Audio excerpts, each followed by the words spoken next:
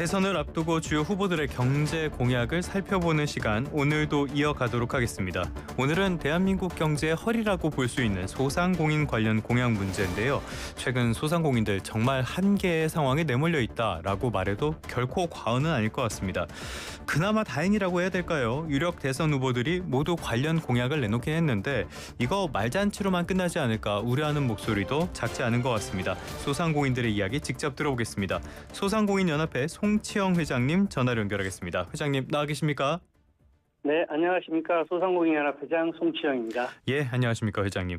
지금 상황을 먼저 점검을 해봐야 될 것 같은데요. 들리는 얘기를 보면은 예전에 우리가 겪었던 외환위기라든지 대침체라든지 이런 때보다도 지금이 더 어렵다 이런 말씀들을 많이 하시는 것 같아요. 진짜 상황이 어떻습니까?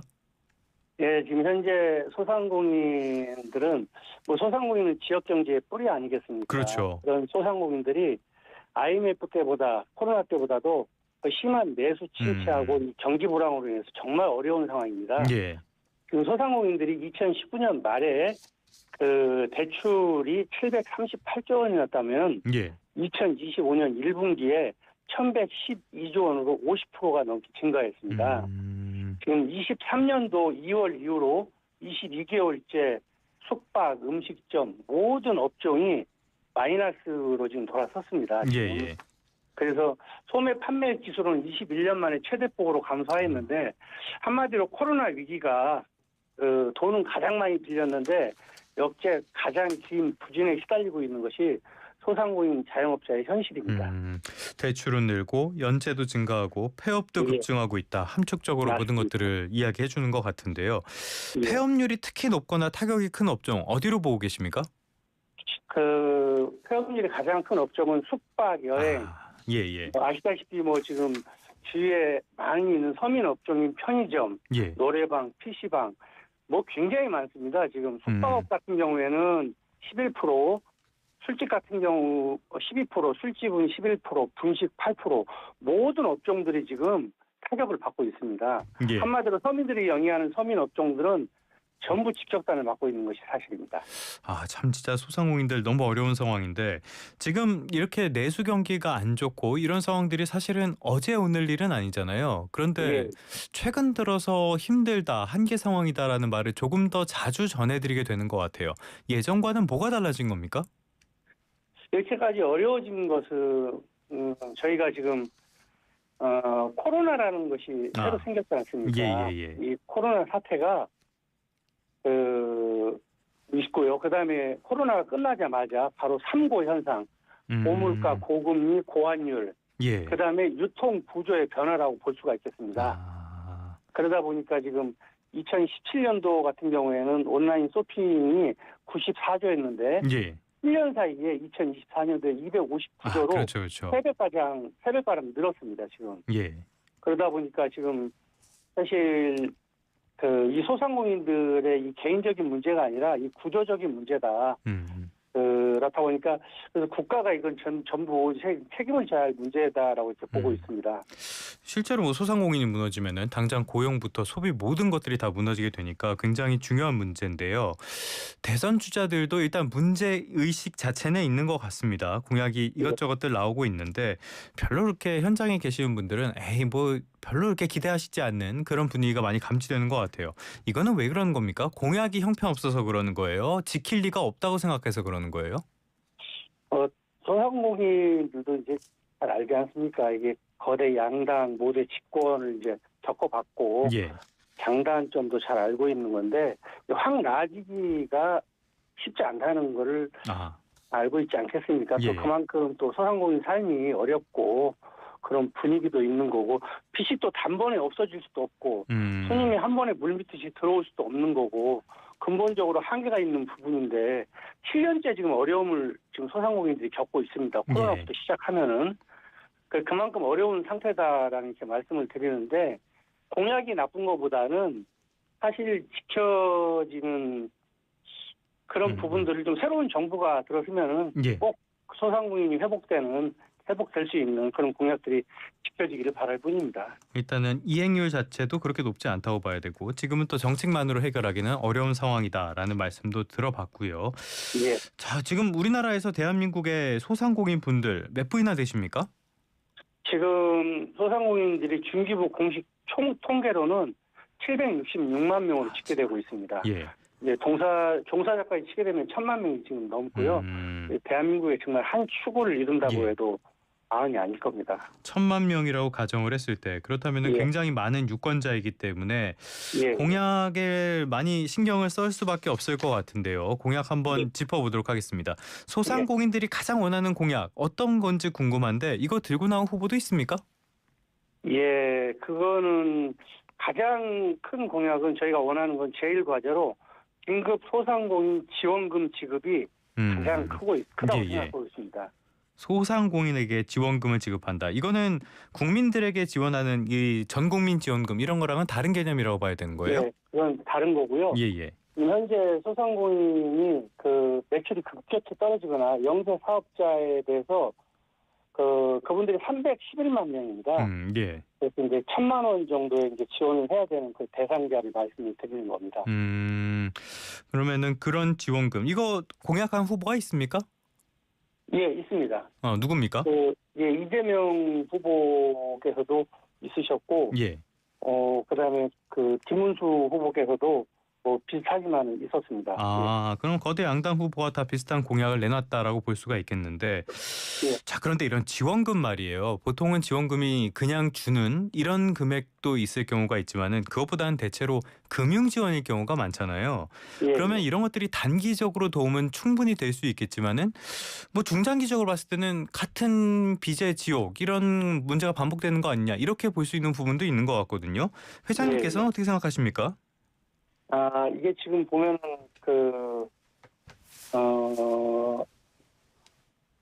지금 언론 보도에서 이제 따라보면은 지금 그 소상공인들한테 지원해 주는 거에 대해서 상당히 민감하게 이제 생각하시는 분들도 계시는데 예전에 언론 보도 보면 대우조선 해양 같은 경우에는 정부에서 공적 자금이 투입된 것만 해도 9조 원입니다. 그렇죠. 이재명 후보께서 부산으로 이전을 한다고 하는 HMM 같은 경우에는 5조 원이고요.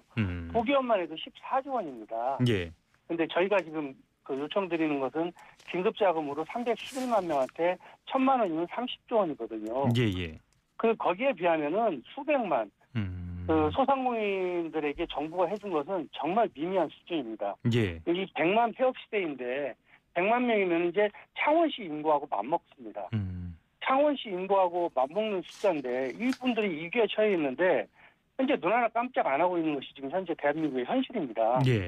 이것을 정상적이라고 보기에는 정말 대묻고 싶습니다. 정상적인 것인지. 그렇다면 금융 지원 이런 것보다는 직접 지원이 돼야 된다고 생각하시는 거죠? 예, 맞습니다. 알겠습니다. 후보별로도 한번 살펴볼까요? 이재명 후보 공약 가운데 이거는 정말 됐으면 좋겠다 이렇게 보고 계시는 공약 찝어주신다면 어떤 게 있을까요?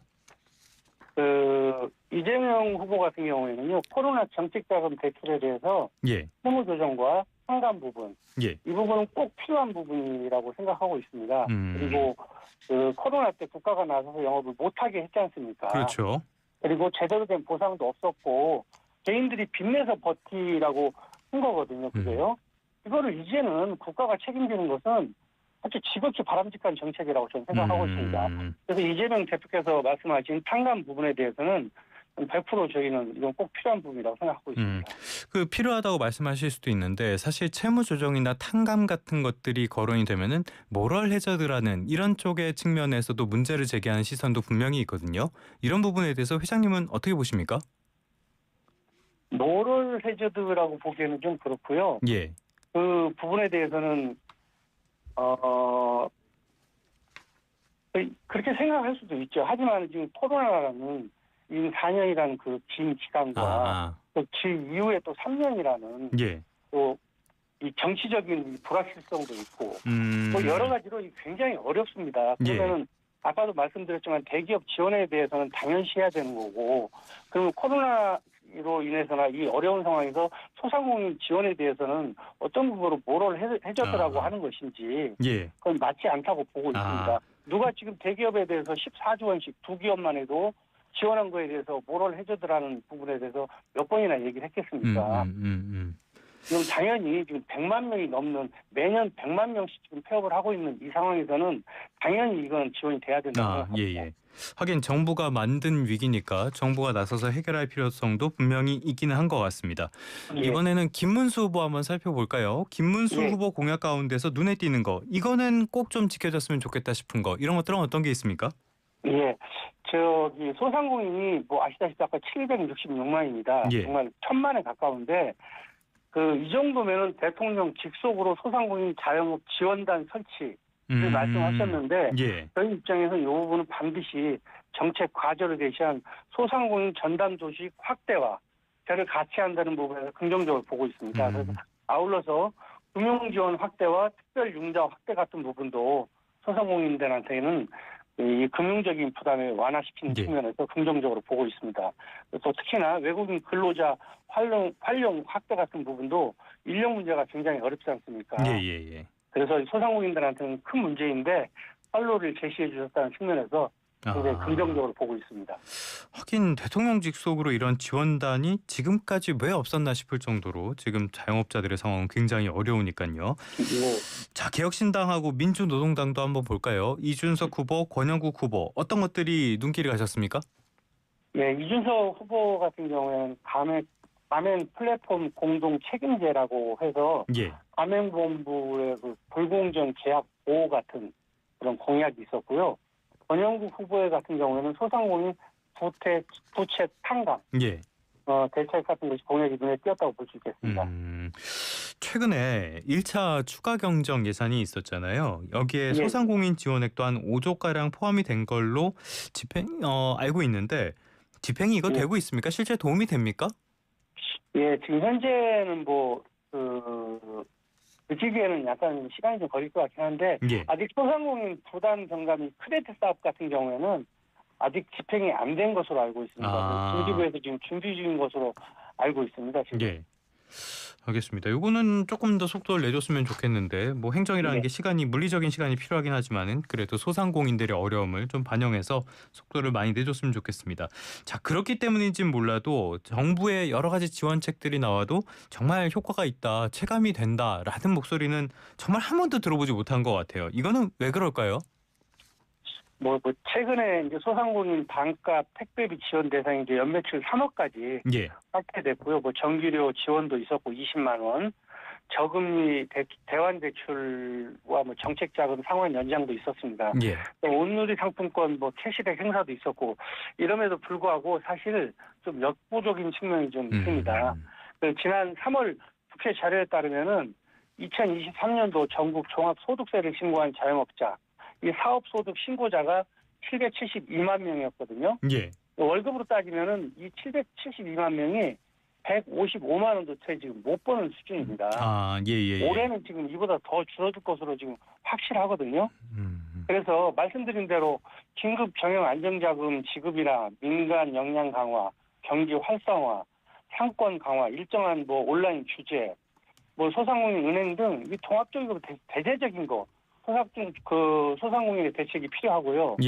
소상공인 문제 컨트롤 타워에는 아까 말씀드렸지만 중기부에 소상공인 전담 차관 도입과 같은 함께 이 법정 경제단체 소상공인 연합회가 지원을 좀 확대를 해주시고 소상공인들이 자조적으로 역량을 키우는 것도 아주 중요하다고 생각하고 있습니다. 알겠습니다. 여러 가지 지원책들 차관급이 아니라 장관급이라도 살릴 수 있다면 바로 만들어야겠죠. 자, 이제 조만간 새로운 정부가 들어서게 되면은 아마 2차 추가 경정 예산 이런 이야기들이 또 나올 거예요. 2차 추경에 어떤 것들이 포함돼야 된다고 보시는지 말씀 부탁드리겠습니다. 특단 조치에는 이제 대규모 추경을 통해서 내수 활성화가 이루어지고 그랬으면 좋겠고요. 그다음에 이제 현재 구조적인 문제가 이제 해결이 됐으면 좋겠는데요. 이재명 후보께서는 이제 대규모 추경 이야기를 하셨고 김문수 후보께서도 30조 추경 이야기를 하셨습니다. 저는 이제 이번에 이 대선은 소상공인 대선이 되어야 한다고 이제 강조하고 싶습니다. 마찬가지로 이번 추경은 소상공인 민생 추경이 되어야 하고 앞서 말씀드린 대로 소상공인 긴급 경영자금 지원 30조 원 지원으로 코로나보다 어려운 소상공인들이 숨통을 칠 수 있는 제대로 된 추경안이 나오기를 바랍니다. 알겠습니다. 그렇다면 끝으로 대선 주자들에게 하고 싶은 말씀, 소상공인 대선이 돼야 될까요? 맞습니다. 예. 이 언론 보도에 따르면 소상공인 창업 자금이 평균 1억 1천만 원이 소요된다고 합니다. 근데 현재 100만 명이 지금 폐업을 하고 있는데 그러면 100만 명이면 100조가 사회적으로 손실이 발생하는 거거든요. 예. 1년 예산이 우리나라가 656조 원가량 되는데 그럼 매년 천문학적인 돈이 매몰되는 이런 상황에 이 상황은 국가적인 재난이라고 생각하고 있습니다. 예.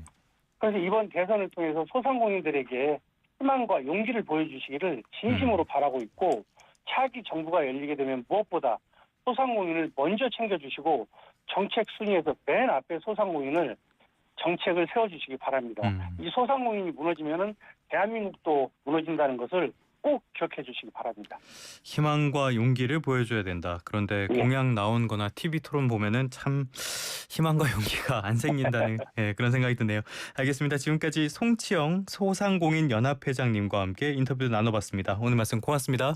예, 감사합니다.